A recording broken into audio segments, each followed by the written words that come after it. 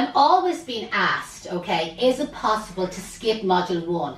Maybe by an inquirer who has dabbled around doing flowers, got no formal training, but has been making arrangements, for friends or family, and they're absolutely delighted, and they kind of feel, can I just move on to module 2?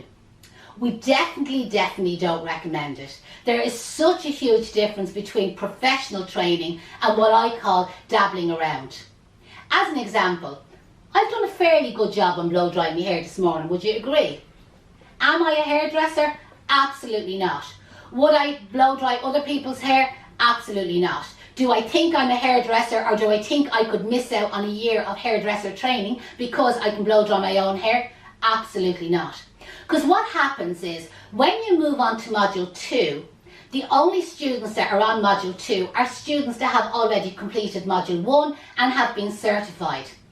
There's absolutely no duplication between the programs. So when you look up the syllabus, and it's fairly broke down for you, that way, like if you look the syllabus up of any other flare school, it's kind of like random, we cover a blah, and then that's it.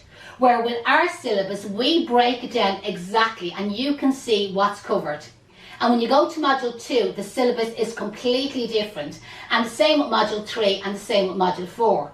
So what can happen is, when you're on module 2 and you've skipped module 1 and you're there asking questions about wholesalers and opening up an account in Holland, and what's the minimum requirement, and what's the VAT rate, and what's the formulas, and how do we work out the recipes and the ingredients, or the stem count for a particular arrangement, or what's the formula for working out the selling price, we've covered all that in module 1.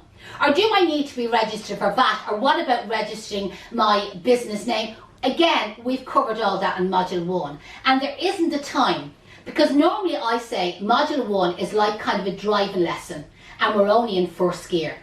And then as I move on to module 2, we start speeding it up a little bit, and we go into second gear and third gear. And when we move on to module 3, I up the ante, and we're now in third gear, fourth gear, and maybe getting into fifth gear.